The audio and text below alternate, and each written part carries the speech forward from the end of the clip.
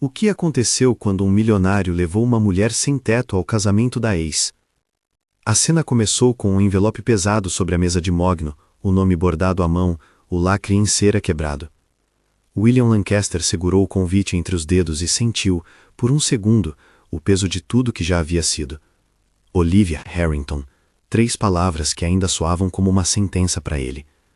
Não era só o convite, era o aviso de que alguém ali queria decretar sua presença como passado. Era o tipo de convite que pedia resposta em tinta e traje. Era o tipo de convite que, para William, exigia espetáculo. Ele não pensou 2 vezes. Não seria visto como derrotado no salão onde tantas glórias e humilhações se misturavam em taças de cristal. Havia na decisão um traço de orgulho ferido e outro de curiosidade implacável. Ele pegou o casaco e saiu sem avisar ninguém. Não queria aliados naquele momento, só um gesto. Na rua, sob a chuva fina que tingia as luzes de neon, Isabela estava sentada encostada a um portão de ferro, enrolada num cobertor surrado. Não era a imagem que se espera de alguém que carregava o passado de um nome pesado, e isso foi o que o prendeu, não o lamento, nem a sujeira, mas uma calma tão afiada que parecia desafiar o clima. Havia nos olhos dela a mesma cor de quem aprendeu a observar sem ceder. Não pediu esmolas, não olhou com súplica. Quando William se inclinou oferecendo um casaco que havia pegado no carro, ela o aceitou com a mesma naturalidade com que alguém aceita uma xícara de chá. Vai a um casamento, ele disse, sem cerimônia. O convite da minha ex. Não quero ir sozinho. Ela ergueu o rosto. Os traços eram fortes, ainda que marcados. Havia no maxilar a resiliência de quem já havia negociado dignidade por sobrevivência. E quer que eu vá com o senhor? Perguntou ela. A voz não tinha timidez, apenas pragmatismo. William sorriu, mais para testar o efeito do que por gentileza. Acho que vai ser interessante. Isabela não riu. Olhou para o convite que ele mostrava como se fosse um objeto curioso. O que eu ganho com isso? Uma entrada digna, um jantar e a chance de ver o rosto dela quando perceber quem você é. Ela ponderou. A verdade é que aceitar um convite do homem mais falado da cidade para cruzar um salão lotado de gente que nunca a havia notado antes soava ao mesmo tempo perigoso e absurdo. Mas havia algo mais. A proposta oferecia palco, e palco para Isabela era ferramenta. Ela sonhou por um momento com outra vida, não por vaidade, mas por estratégia. Uma presença bem colocada pode virar uma história, e uma história pode reescrever reputações. E se eu não quiser ser usada para ferir alguém? Perguntou ela com uma ponta de desafio. Não estamos aqui para ferir, William respondeu. Estamos aqui para que o espetáculo revele a verdade. E se você preferir, pode me usar também. Foi uma oferta crua e honesta. Isabela, por um instante, deixou o cobertor escorregar do ombro. Dentro do casaco que William estendeu, havia um perfume caro que em pouco tempo se espalhou como uma promessa estranha. Ela aceitou. No carro, o silêncio entre eles não era vazio. William observava cada detalhe, a maneira como Isabela mudava a posição das mãos, a profundidade com que olhava a cidade passando. Ela, por sua vez, notava a tensão no ombro dele, o aperto do volante. 2 seres que existiam em mundos paralelos, agora forçados a tocar. A transformação foi uma montagem breve e precisa. Roupas emprestadas do guarda-roupa de William, cortes sóbrios que apagavam propositalmente a história do tecido. Cabelo preso com cuidado por uma profissional que trabalhou como se soubesse que tratava de uma performance e não apenas de beleza. Não foi glamorizar a miséria, foi armar alguém que já sabia caminhar erguida. Close nos olhos de Isabela ao se ver no espelho, não surpresa, mas estudo, aquele olhar que calcula efeitos. Quando saíram do carro, a entrada foi uma declaração. O tapete vermelho dobrava como um rio de olhares e vozes sussurradas. Fotografias pipocavam, flashes riscavam o ar. William caminhava com a segurança de um homem acostumado a ser observado. Ao seu braço, Isabela parecia uma intrusa natural, uma nota fora da partitura que, no entanto, encaixava com estranho perfeccionismo. As reações foram instantâneas, murmúrios, olhares avaliadores, aquela mistura sutil entre interesse e desprezo que habita os salões de alta sociedade. E do outro lado da sala, num ponto que parecia calculado pela própria arquitetura, Olivia estava lá, vestida como se o tecido fosse feito de conquistas, sorriso milimetricamente calibrado. Os olhos dela cortaram o salão, e ao encontrarem William, a surpresa fez uma rachadura no rosto de porcelana. William, disse ela, como se pronunciar um nome fosse invadir território. Olivia, ele retribuiu, seco, deixando o silêncio pairar como anúncio de tempestade. Isabela ouviu, notou as nuances do reencontro, as rugas quase imperceptíveis ao redor dos olhos de Olivia quando percebeu quem William trouxera. A expressão que tentou dizer mico e, ao não encontrar suporte, virou uma máscara de curiosidade. Aquilo dava margem para algo maior, a revelação de que o gesto dele não era só vaidade, era provocação. Na pista de dança, enquanto orquestras reduziam o volume, William apresentou Isabela. Havia no gesto uma proteção, mas também a decisão de expor. Ela se inclinou, falou pouco, e quando teve chance, sem elevar a voz, deixou escapar uma frase que soou como uma pedra lançada em um aquário cristalino. Casamento é promessa, disse Isabela, como se recitasse um fato diário. Promessa de construir algo inteiro, não de esconder os arranhões. Foi o bastante. Olivia, que vivia de aparências intactas, sentiu a frase como um corte. Não foi só o que ela disse, foi a naturalidade com que desmontou a armadura social que tanto orgulho dava àquele cômodo. As amigas de Olivia reagiram com sorrisos forçados. O noivo, Charles Montrose, lançou um olhar de desconforto. Fotógrafos sussurraram, canetas correram. Só William sorriu, pequeno e calculista. Diversão e aprovação mistura. O que poucos sabiam era que a frase de Isabela não era um golpe gratuito. Era um eco de um passado que, aliás, tremia nas bordas do vestido alheio. Um sussurro veio de uma mesa próxima, quase inaudível. Isabela Dell. Alguém pronunciou o sobrenome como se estivesse acendendo um fósforo. A combinação de olhos, luz e rumor fez o ar do salão vibrar. Isabela sentiu. A menção do nome fez algo colidir dentro dela. Uma fresta, um recorte de memória. Não era a primeira vez que ouviam aquele sobrenome com reprovação. Descobriu-se em segundos que havia quem lembrasse. A família Dell tinha sido uma presença discreta e poderosa até um passado recente, quando escândalos, rumores e falências os empurraram para fora do mapa social. A cidade amava destroços de impérios e adorava teria que pagar por suas quedas. Olivia percebeu o sussurro como um movimento de maré que podia e deveria ser contrariado. Sua resposta foi afiada, socialmente perfeita, tecida com ironia. Insinuou que pessoas aparecem em casamentos por razões variadas, inclusive por busca de conexões e oportunidades. Ao plantar suspeita, tentou transformar Isabela em figura de curiosidade e, se possível, em alvo. Alguns vêm por amor, observou William em voz baixa, de modo que só Olivia e os dois a seu redor escutassem. Outros vêm por espetáculo. A provocação foi aceita com um sorriso calculado, mas a semente do desconforto germinou. E ali, no meio do brilho, algo começou a chiar. Olhares que vasculhavam, sorrisos que endureciam, conversas que recuavam para telefones com ânsias. Isabela se refugiou em silêncio, mais atenta do que surpresa. Ela havia previsto resistência. Não havia calculado tamanha ferocidade. Mas tampouco se intimidou. Havia uma linha tênue entre a vingança como espetáculo e a vingança como restauração, e ela caminhava por ela com cuidado. Ao fim da noite, as câmeras não pararam. Um fotógrafo, persistentemente oportunista, registrou a expressão de Olivia no momento em que ela avistou uma velha fotografia na parede do salão. Uma fotografia antiga, em sépia, que mostrava um rosto familiar. Um homem de roupa alinhada, gravata escura, encostado num automóvel antigo com o brasão dos Dell gravado no capô. O fotógrafo captou, sem saber o alcance, o instante em que Olivia fez cara de reconhecimento. William viu e arquivou aquela falta de acaso. Isabela saiu do salão sem alarde. Não houve triunfo teatral nem aplausos. Ela deixou William com um aperto que era ao mesmo tempo admiração e alerta. Ele desejava aprofundar, compreender. Não era curiosidade de turista. Era o tipo de interesse que implica responsabilidades. No caminho de volta, o carro cortava avenidas onde os letreiros se estendiam como frases de jornais futuros. A manhã seguinte, a cidade acordou com fotos. A entrada dos dois, os sussurros, manchetes que insinuavam. Redes sociais começaram a fervilhar com teorias e julgamentos. Alguns chamaram Isabela de oportunista, outros se perguntavam se ela era a primazia da arte de transformar dor em vantagem. Havia quem, em comentários, mencionasse o sobrenome Dell, como se fosse uma chave perdida. As caixas de mensagem encheram-se com olhares curiosos. William sentou-se em sua mesa de vidro e observou as ondas. Para alguém que vivia de influências e apostas, aquilo era combustível. Ele não queria apenas ter causado, queria entender o palco que surgira, e entender por que aquelas luzes se moviam com tanta ferocidade. Isabela havia se mostrado muito mais que um enfeite.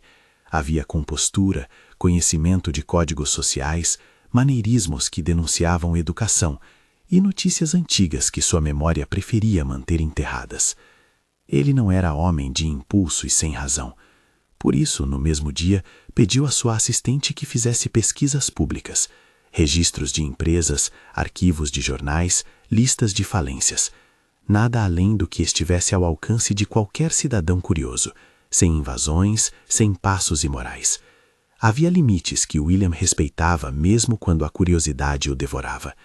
A vingança que ele buscava não seria apenas espetáculo, seria fundamentada. Enquanto isso, Isabela retornou às ruas que conhecia como se retornasse a uma cidade que nudara com ela. O mesmo cobertor, a mesma esquina e uma bolsa de compras com roupas simples, que agora pareciam menos uma armadura e mais matéria-prima para o que viria.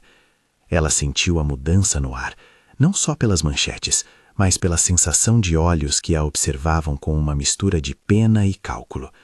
Ela não queria piedade, e isso era algo que devia estar sempre claro. Recebeu mensagens que iam do interesse intrusivo ao ódio aberto.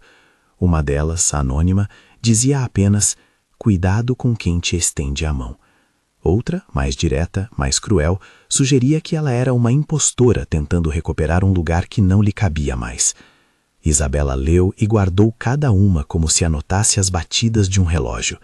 A cidade, percebeu, precisava de histórias claras e felizes e não tolerava complicações.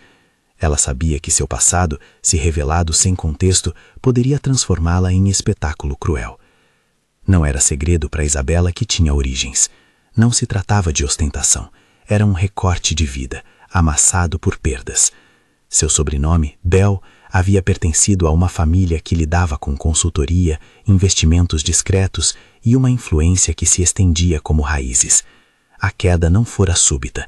Havia sinais, dívidas, escolhas erradas e pessoas que, na hora do aperto, escolheram salvar a si próprios em vez de outros. Ela havia aprendido a desaparecer sem baixar a cabeça. Quando William soube que alguém havia usado o sobrenome Dell na roda íntima do salão, a pergunta que se formou não era só sobre identidade, era sobre motivo. Haveria algo na trajetória de Olivia que cruzara com os Dell. Haveria dinheiro ou decisões que causaram ruína a quem deveria, em teoria, estar protegido? William não era um homem movido por pura benevolência. Ele gostava de quebra-cabeças, e ali havia peças demais fora do lugar. No escritório, no meio de uma pilha de jornais e recortes, William encontrou o primeiro fio, um pequeno artigo antigo, amarelado, que sua assistente havia impresso. Nele, mencionava-se uma transação de alto risco, onde uma consultoria ligada aos Dell fora mencionada, e um contrato que, por acordo judicial, desaparecera das manchetes. Havia nomes, mas estavam apenas nos pontos que sugeriam omissão. Mesmo com o espaço em branco, o coração da questão pulsava, e William sentiu a excitação típica de um homem que vira a chance de reescrever uma narrativa. Ele telefonou, não para explorar ilegalmente, mas para solicitar documentos públicos e opiniões. Chamou um advogado de confiança, pediu que verificassem contratos arquivados, procurassem registros de associações e empresas. A investigação, no sentido legal e público, era aceitável. William sabia trabalhar com alavancas. Se Olivia havia usado a sua influência para prejudicar alguém, ele queria provas, não apenas vingança. Isabela, por outro lado, não pediu socorro. Ela aceitou que a cidade correria com suas próprias conclusões e sabia que a verdade não seria restaurada por manchetes. Havia uma linha de ação mais lenta e mais eficaz: recolocar as peças com suas próprias mãos. Mas não naquele momento. Havia uma necessidade de observar como as pessoas reagiriam, de medir as presenças que antes obscuras agora se revelavam. Levar embora a indignidade alheia não era a prioridade. Preservar a própria autonomia era. Naquela tarde, uma pequena caixa chegou ao apartamento de William sem remetente. Dentro havia apenas uma fotografia antiga, dobrada no canto, e um bilhete curto. Procure o álbum Deus. Comece por lá. A fotografia mostrava uma festa discreta, algumas décadas atrás, com o brasão dos Deu aparecendo no topo de uma coluna. Havia ao fundo um rosto infantil que, por causa de uma marca de cicatriz numa sobrancelha e uma expressão que exigia comando, parecia estranho e conhecido. William estudou o rosto até que o familiar se tornasse quase uma confirmação. Ele pensou em telefonar para Isabela, mas resistiu à ânsia. Sabia que certos encontros têm força maior quando preparados. Ainda assim, não podia evitar que a curiosidade se transformasse em proteção. Algo em sua decisão de levá-la ao casamento havia nascido da provocação, mas agora crescera como necessidade. Ele queria entender o papel que aquela mulher, que caminhara por tantas realidades, tinha na trama que, invisível, enrolava Olivia. A noite anterior ao chamado oficial para a investigação foi calma demais para o gosto de William. Em sua sala, entre troféus de negócios e uma estante de livros manuseados, havia uma sensação de pretexto, algo que exigia ir além das aparências. A cidade dormia com manchetes que insistiam em perguntar quem era a mulher ao seu lado. E no quarto de Isabela, a luz era apenas a da rua. Ela organizava um cobertor com calma. As perguntas que pairavam ao redor de seu nome não a assustavam tanto quanto a banalidade do esquecimento. Preferia a ruína com memória a uma invisibilidade de conveniência. Na manhã seguinte, quando ele finalmente buscou, de forma pública e legal, os primeiros arquivos, já havia pequenas rachaduras no muro social. Um jornal de médio porte publicou uma nota com suposições educadas. Uma blogueira local já insinuara que havia algo de velho naquela história, e uma outra coluna trouxe o sobrenome Dell com reticências. As vozes batiam como ondas. William observava, calculava. No meio desse turbilhão, Isabela ficou sabendo, por outra mulher da rua que tinha ouvido rumores no mercadinho, que seu nome começava a cair em conversas seletivas. Ela não se assustou. Retirou de uma bolsa antiga um cartão de visita que, por uma ironia do destino, tinha o brasão dos Dell impresso desbotado. Era uma peça que restara, talvez de quando o mundo dela ainda contava e fazia sentido. Ao segurar aquele papel, sentiu a combinação de peso e possibilidade, e a noção de que escolhas vindas de noites frias poderiam desdobrar-se em dias de tempestade. No fim da manhã, William recebeu uma ligação discreta. Uma pessoa que se apresentava como consultora de arquivos afirmou que encontrara referências que ligavam Olivia Harrington a uma série de decisões que afetaram investidores antigos, entre eles consultorias que tinham laços com os Dell. A voz do outro lado era profissional e cautelosa. Disse apenas o essencial e propôs um encontro em um local neutro. William desligou e olhou para a fotografia na sua mesa. As peças começavam a se mover.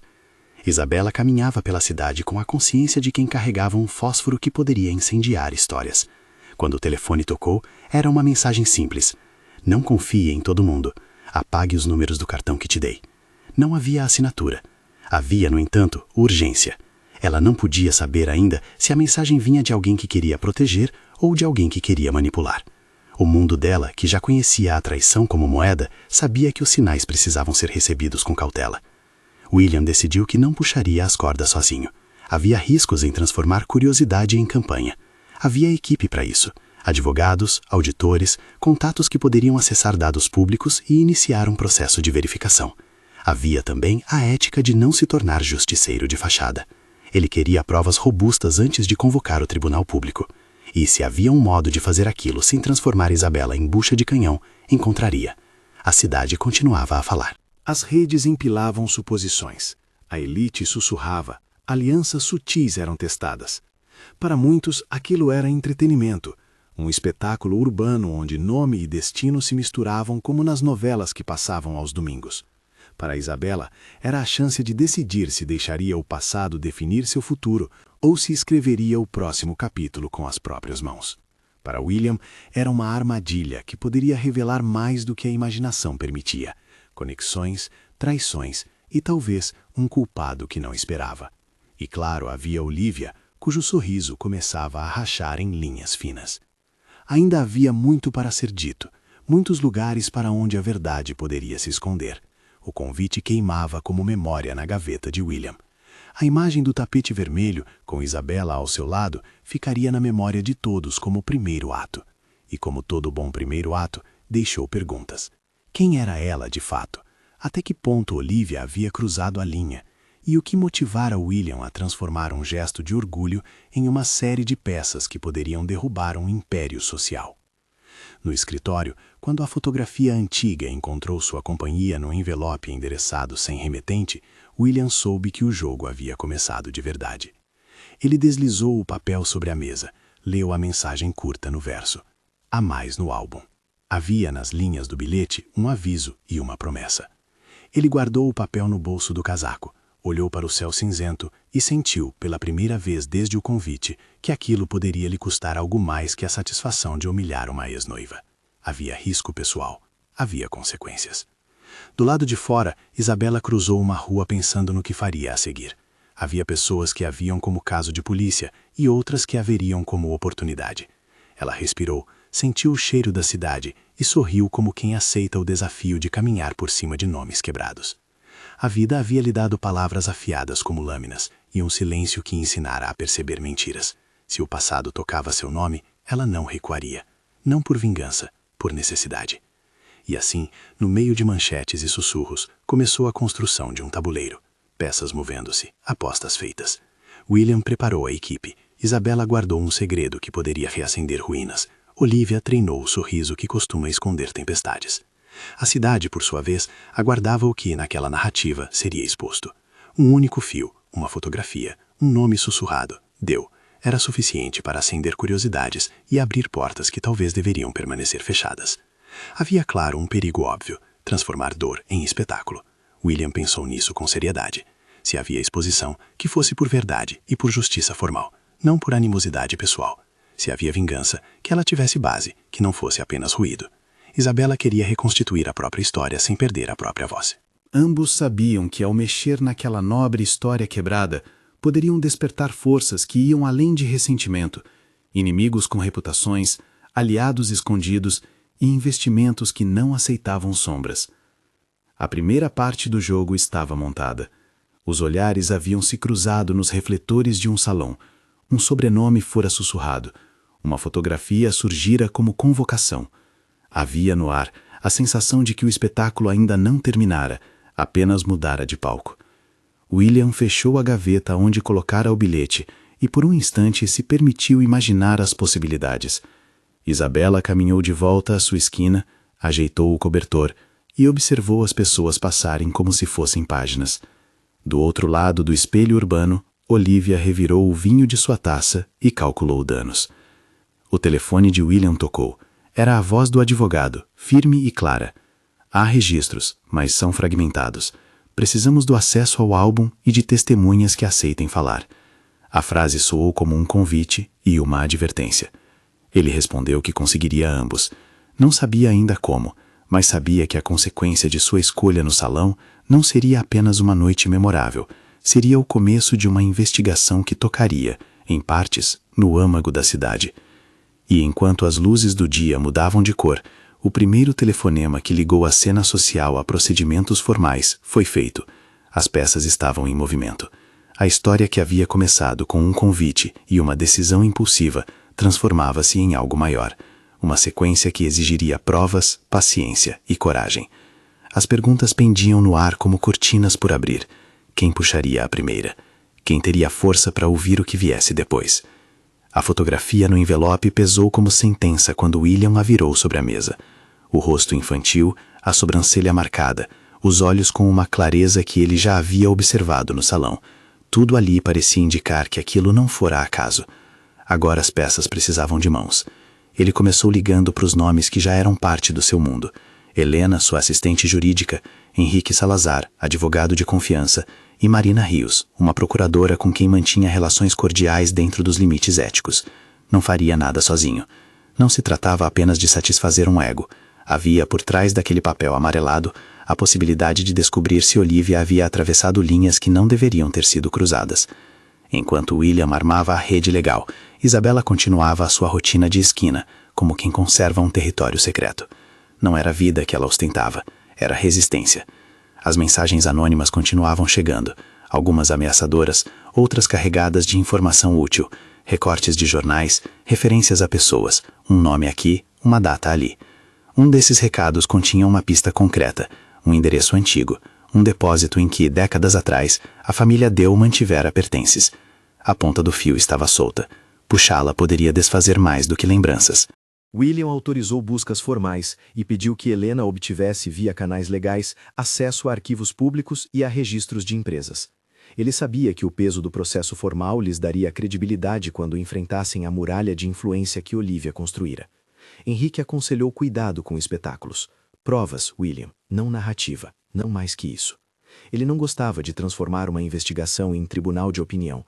Preferia que o Ministério Público tivesse subsídio para pedir o que fosse necessário. A primeira vitória veio de um lugar improvável, um pequeno cartório num bairro antigo. Marta, a consultora que William havia contratado por indicação, revirou caixas, etiquetas e livros de atas. Ela era pragmática, um tipo de pessoa que tratava papéis como peças de um quebra-cabeça. Encontrou referências mínimas, uma ata com rabiscos que à primeira vista pareciam insignificantes. Mas então veio a assinatura, um nome abreviado e um selo sutil no canto, o mesmo brasão desbotado que aparecera no cartão de visita que Isabela guardara como relíquia. Era um fior sólido. Marina pediu uma juntada imediata ao processo que ainda se formava nos bastidores. Havia motivos para buscar mais. Ao mesmo tempo, a cidade fervilhava com as teorias mais baratas. Chapas sensacionais sugeriam que Isabela era uma oportunista, uma impostora que se aproveitara de uma noite bem resolvida. Olivia, por sua vez, não descansou. Através de amigos na mídia e de assessores, começou a construir uma narrativa. Apresentava a Isabela como fraudadora, alguém que se fazia passar por herdeira para manipular magnatas. Fotografias desfavoráveis surgiam em colunas. Hashtags surgiam e caíam. A máquina da elite funcionava com precisão.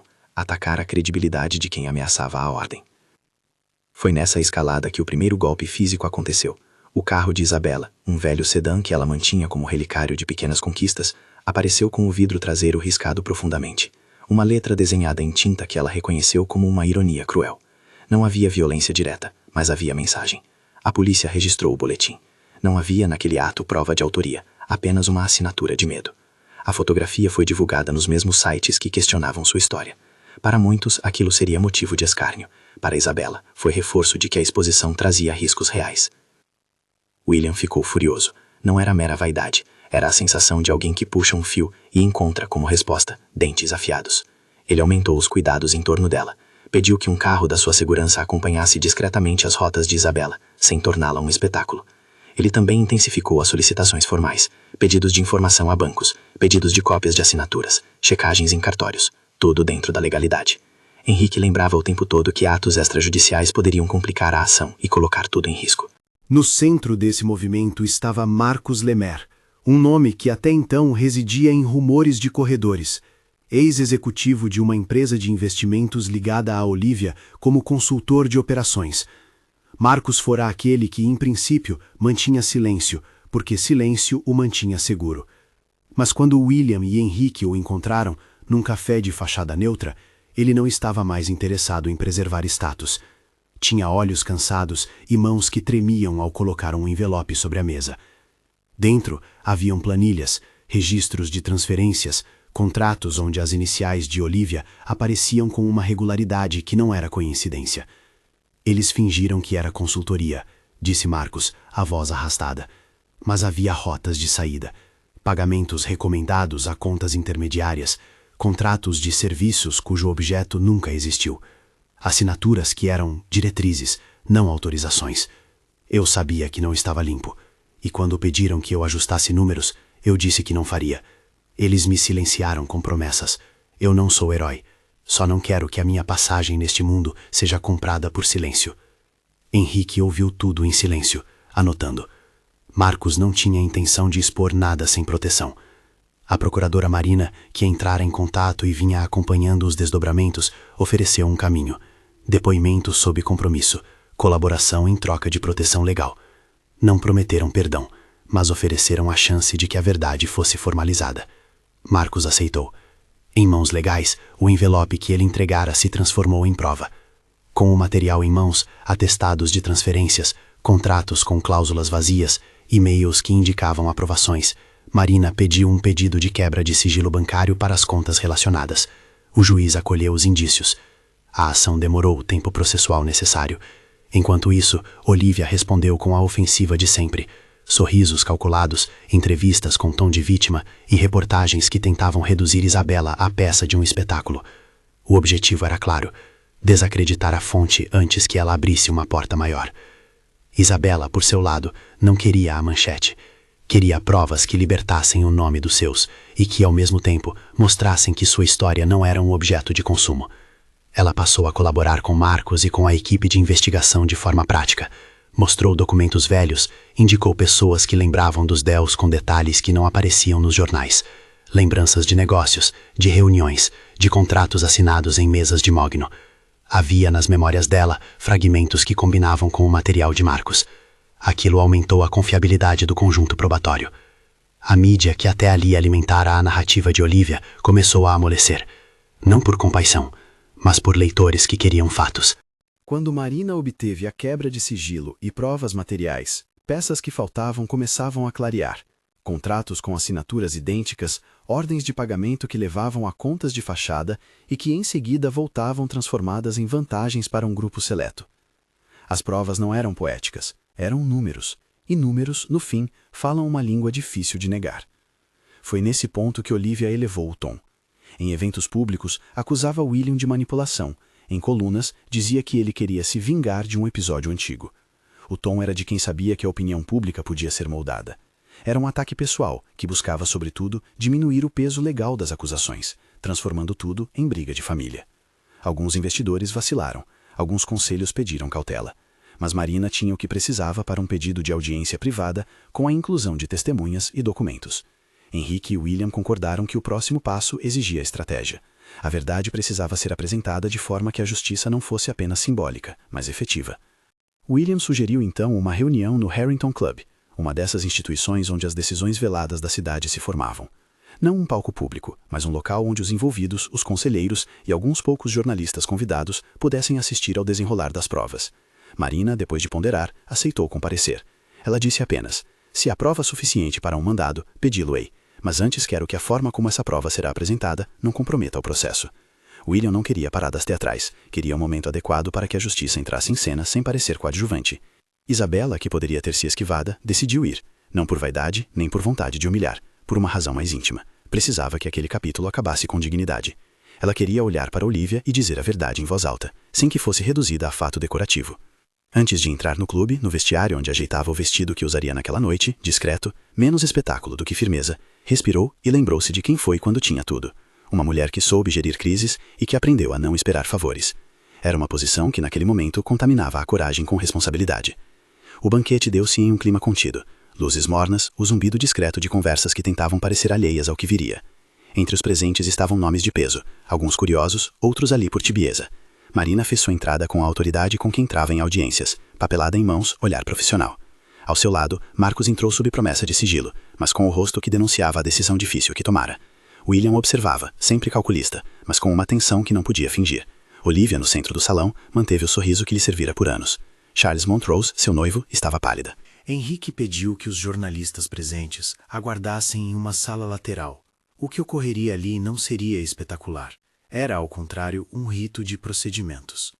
Mas William e Isabela pediram apenas a presença dos que poderiam testemunhar e dos que poderiam ouvir.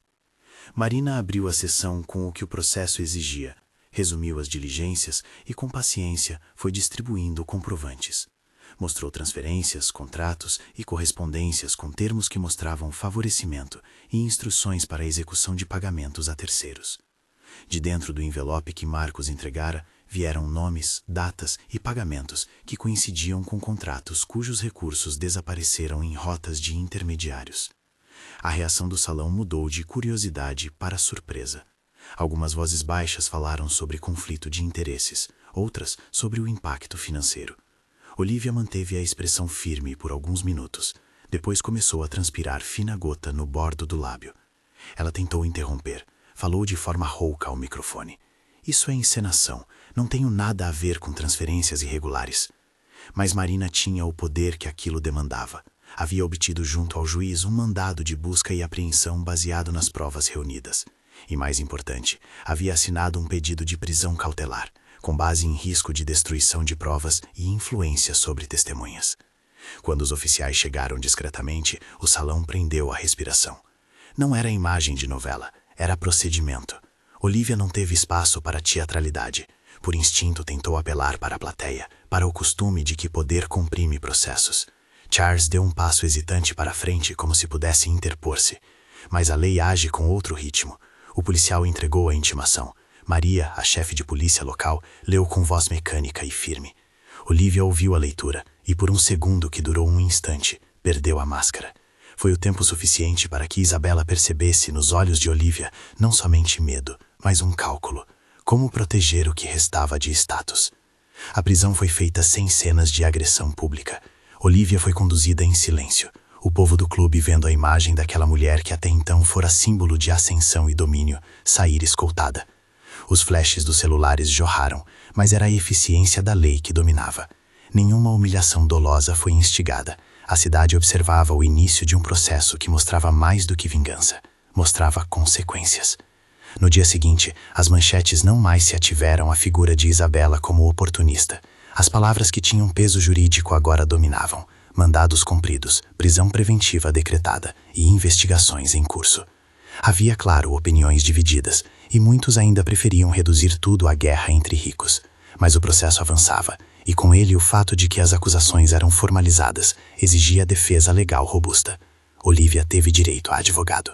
A cidade, por sua vez, teve que aceitar que nem sempre o espetáculo produz justiça. Às vezes a justiça é lenta e é feita por planilhas e assinaturas. William, por sua parte, sentiu uma mistura de alívio e inquietação.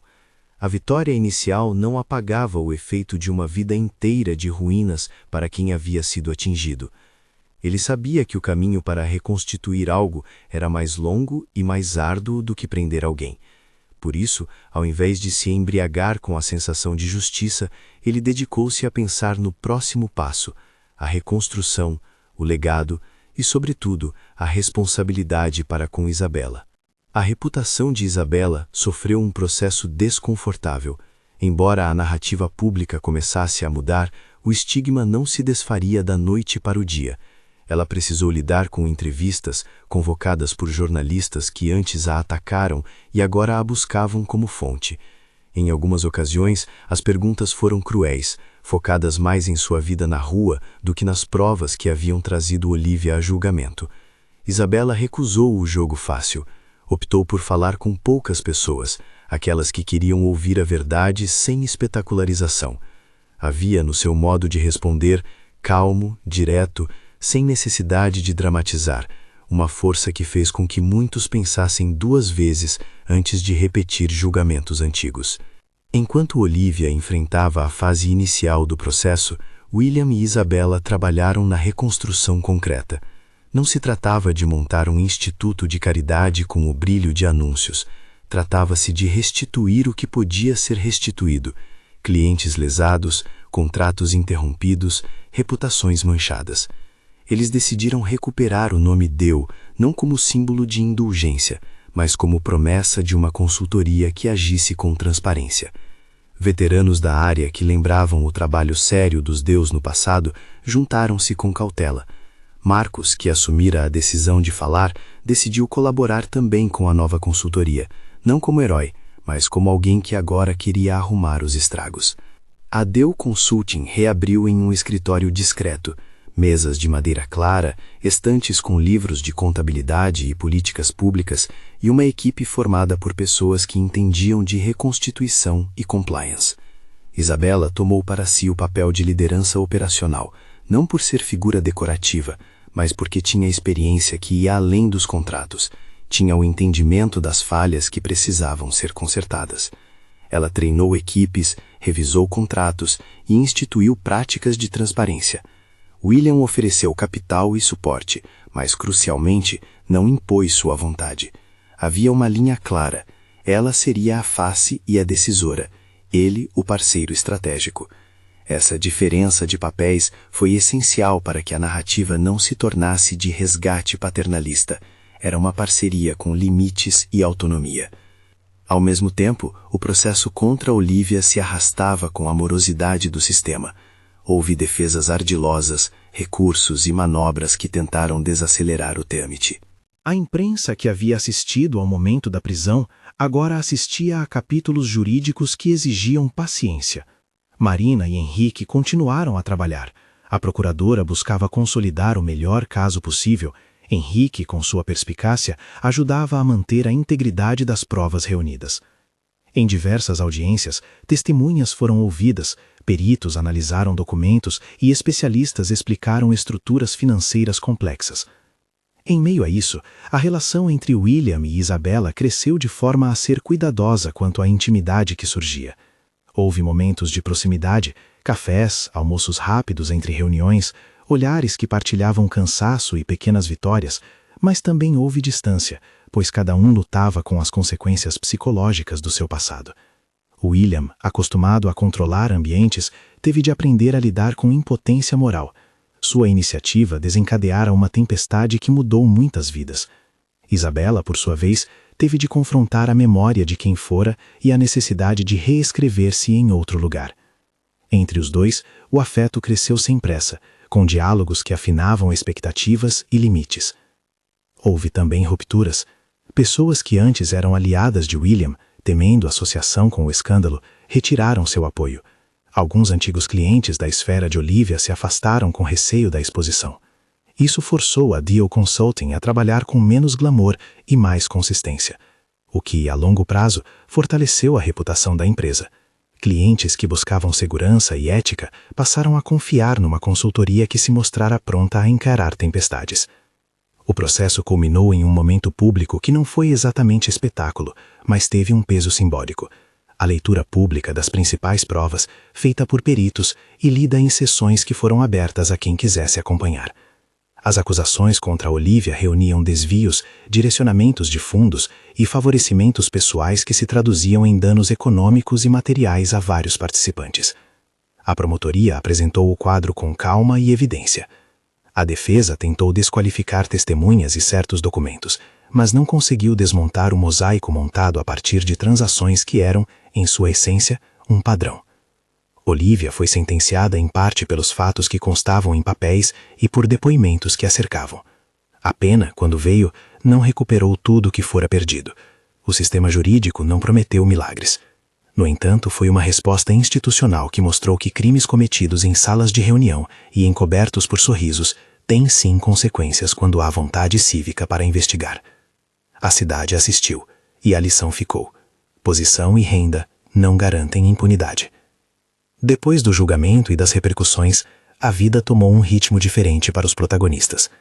Isabela, agora com a Deal Consulting estabilizada, decidiu investir também em um projeto social voltado para a reinserção profissional de pessoas em situação de rua. Não por compaixão teatral, mas por convicção prática. Ela sabia como as estruturas podem derrubar indivíduos e como, com planos e oportunidades concretas, se pode reconstruir sustentação. O projeto, modesto no começo, buscou parcerias com ONGs e empresas dispostas a treinar e contratar. Era um movimento que mostrava coerência. Ela não queria transformar a dor em estética, queria criar vias de saída. William, por sua vez, investiu parte do seu capital e influência para garantir que o projeto tivesse portas abertas. Ele não se colocou como salvador, mas como parceiro financeiro e totem de acesso. Juntos, criaram estágios, mentorias e rotas de emprego. A imprensa, que inicialmente foi dura com a narrativa, notou que havia aqui um encaminhamento concreto. Não era perfeição, havia falhas, contratempos e críticas legítimas, mas era trabalho. O vínculo entre William e Isabela, que progredira em meio à tensão, ganhou clareza quando William pediu que Isabela aceitasse um jantar no restaurante onde tempos atrás prendia-se a deliberação sobre o seu gesto. Ele não o fez em cena pública, fez num espaço privado, pedindo palavras simples. No final do jantar, diante de poucos amigos, fez a pergunta que não era apenas sobre união pessoal, mas sobre uma construção de vida conjunta. Quer caminhar comigo oficialmente e ser minha sócia naquilo que criarmos? Isabela, soprando uma risada contida, compreendeu que aquilo não era proposta de subjugação, era convite de parceria. Ela aceitou. O casamento deles, quando ouve-se que ocorreu, não foi um evento para as capas de revista. Foi uma cerimônia íntima, no jardim de uma casa que lembrava os deus de décadas passadas, mesas de madeira, poucos convidados, música discreta. Os votos foram simples e diretos, como a vida que ambos queriam construir: transparência, trabalho e apoio mútuo. Amigos próximos e colaboradores estiveram ali. A imprensa, que precisava da imagem de recomeço, apareceu mais tarde, registrando sem transformar o sentimento em espetáculo. A Dell Consulting cresceu devagar, consolidando clientes que exigiam ética. A voz de Isabela, uma vez desconfigurada pelos ataques, tornou-se referência em transparência. Em painéis e entrevistas cuidadosamente concedidas, ela falava sobre riscos, sobre estruturas financeiras que eximiam responsabilidade e sobre a necessidade de mecanismos externos de controle. Sua experiência pessoal deu autoridade às palavras, evitando a vitimização fácil e promovendo soluções concretas. Aos poucos, com menos holofotes e mais trabalho, a cidade começou a encaixar as formas de um novo mapa social. Amigos antigos reapareceram, algumas portas permaneceram fechadas. Nem tudo foi recuperável. Perdas, investidores que desfizeram laços, memórias de família que não se remendavam. A vida, porém, seguiu com nova consistência. Meses depois do casamento, numa tarde clara, Isabela recebeu um exame que indicava a gravidez. A notícia veio com surpresa e alegria contida. William, ao saber, chorou de uma maneira que misturava alívio e esperança.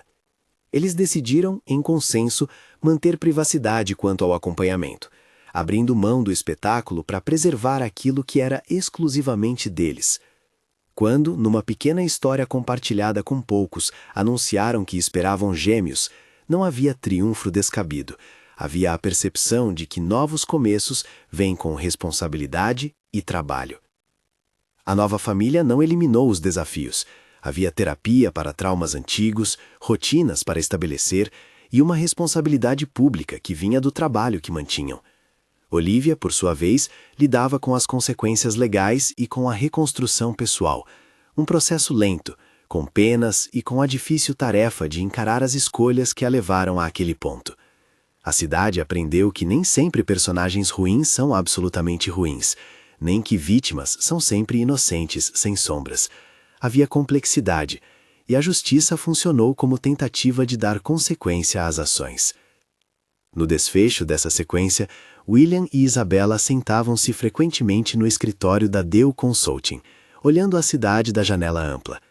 Entre eles havia um entendimento sólido. Houve um momento em que o gesto impulsivo de William, levar uma mulher sem teto ao casamento da ex, abriu portas que ninguém havia previsto. Aquela noite fora o gatilho, mas o que veio depois foi trabalho, exposição e, sobretudo, responsabilidade. Isabela deixara de ser apenas chamada na calçada, tornara-se agente de mudança.